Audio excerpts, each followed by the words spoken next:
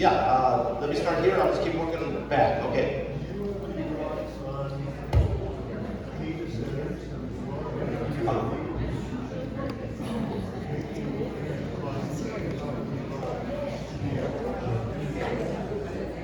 So the question is, do I have any thoughts about the data centers that are being developed, especially to drive artificial intelligence or AI, and how that's going to affect the energy? I do have thoughts, but I better not share them.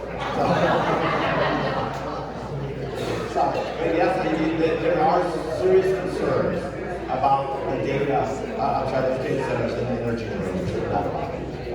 Yeah.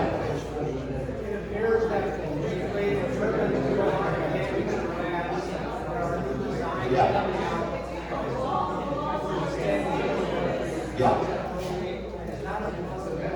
Yeah. So the question is, the turbines we studied and the turbines that we have in the United States, and most of the turbines across the world, are those three-blade designs.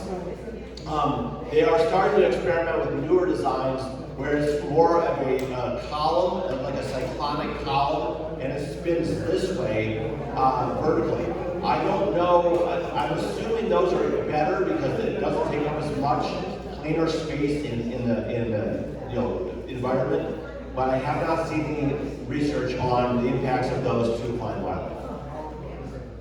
Or the output. Yeah, I don't know about the output either. I think that they're trying to make these as efficient and generate as much power as they possibly can. So the issue is, if these aren't generating as much power, you might need more of them on the landscape. Then there might be some consequences to just the abundance of those relative to these types of turbines. And the turbines you see here, they're actually building even larger turbines now. So they're building turbines that, I think these were 1.5 megawatts. They're building turbines that are producing 5 megawatts of energy per turbine now, which is pretty impressive. Yeah?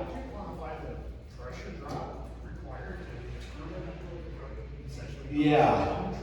Could I quantify the pressure drop? I used to know that when I thought about this all the time. I don't know that currently, so I apologize for not knowing. But it's sufficient. It's enough that it does impact the bats. But again, because birds' infrastructure is stronger, they're flying a little bit quicker and more direct through that they're not in that zone as often, and they're not impacted as much because they've got a much stronger skeletal structure. Let me go here and then come back there. Yeah? Question about bats. We all know they kill insects, which they're big friends of the larvae. So now if you have an insect going to the ground, they have to be caught. And you can see economic impact because of the death of the bats. I don't know that, and that's a good question, but I will share this with you.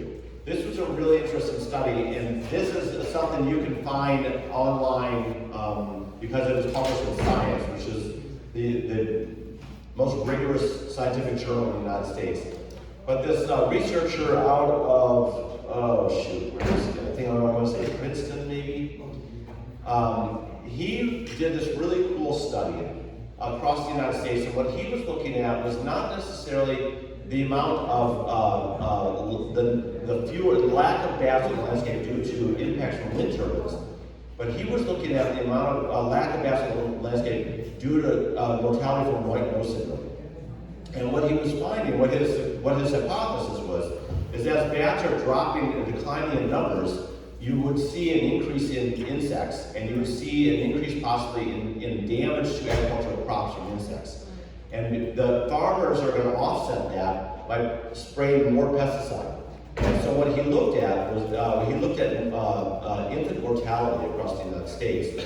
And what he found is in areas where there was a decrease in bats, in bat abundance, there was an increase, where there's a decrease in bat abundance, there's an increase in spraying of pesticides, and that he linked that to an increase in infant mortality. And so it was a pretty interesting study. So obviously this is, it doesn't answer your question directly, but it does underscore the importance of bats to the ecosystem and to ecosystem health, for sure. Since I think we can presume that data centers are going to continue to proliferate, will there be any pre- and post-construction surveys affecting the avian wildlife? Those data centers, probably not a lot, because the data centers, what they're doing is they're taking up space. You know, so they're putting the data center someplace where you're eating up the habitat, where the footprint of the data center is. And then you're obviously, there's probably more indirect benefits, or indirect consequences, because those data centers, as I understand it, and I'm not an expert on this at all, but they require a tremendous amount of water to kind of cool down the computers that are in there, but it also takes a lot of energy to power those computers. And so it would be more of a traditional impact that you'd see from fossil fuel use to wildlife. And so there might be an impact if there's something like an aquatic organism and you're depleting the water that aquatic organism needs, there would obviously be an impact to that. Or if you're drawing on the aquifer, there's obviously an impact, both direct and indirect to that. Have you seen anything about, I saw one study that said if you paint one of the turbine blades black, Yeah. it reduces mortality? Yeah, so the question is, if you paint one of the turbine blades black, they've tried painting turbine blades different colors. So black is one of the ways, but what they really settled on is an alternating like red and white pattern, and that doesn't seem to have much of a impact in terms of reducing mortality. Yeah. First of all, what is the difference in like percentages of bird strikes to windmills as opposed to windows, automobiles, and airplanes? Yeah. Well, yeah. So I'll answer that question. The question is, what's the difference with bird strikes to turbines relative to windows, automobiles, airplanes, things like that?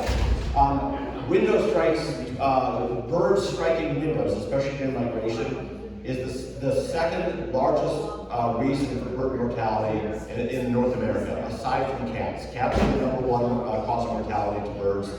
Window strikes are the second mortality. Turbines are down the line quite a bit. Cars have an impact, but not as much of a concentrated impact like windows do. And airplanes, negligible impact. And then my second issue is, I don't know, we need to rethink this because our bats are in trouble. The bats are in trouble, there's no doubt. You said some of these service companies are private, they don't want to, they speed them up. Well, so that they don't. So let me back up for a second. Overall, bats are struggling because of white nose syndrome, because of turbine strikes, things like that. The Wisconsin Department of Natural Resources just released their bats survey, and little brown bats, which are one of the species that are most susceptible to white nose syndrome, they've actually increased in numbers for the third year in a row. So it does look like possibly there might be some immunity being built amongst bats that are susceptible to white nose syndrome, possibly. But the good news is those bat numbers are starting to come back up, at least for that species, and possibly for big brown bats. Here's another bat that is also impacted by white nose syndrome. So that is a really good thing.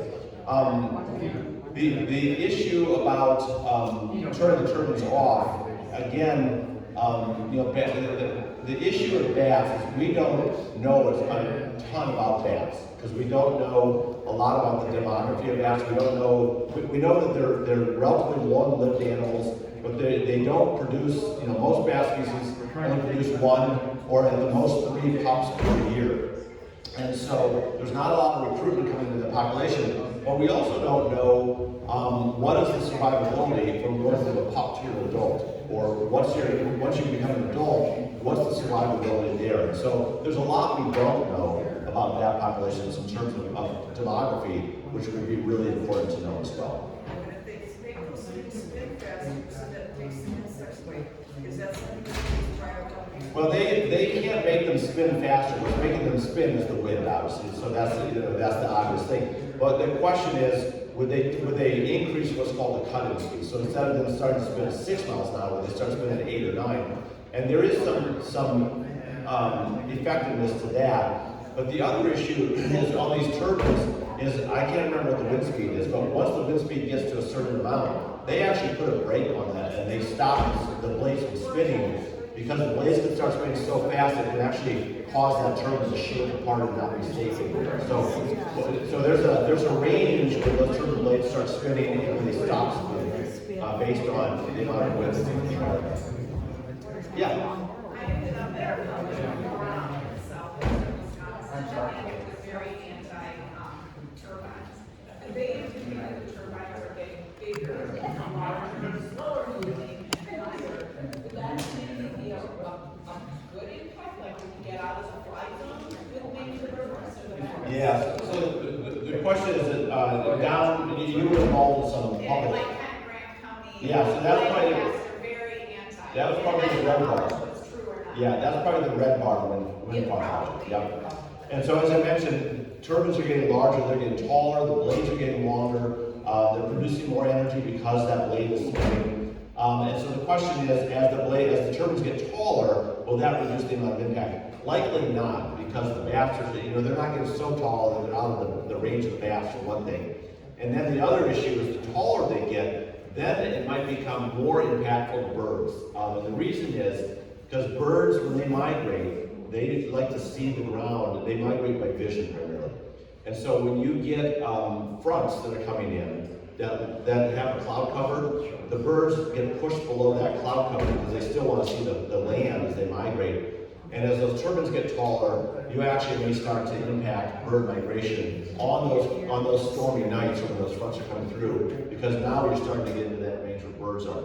And that's just a hypothesis. I don't have data to suggest that. Yeah. But are we doing okay for time or? No. No, we're not. Oh, wait a minute, he's not here yet. Go ahead.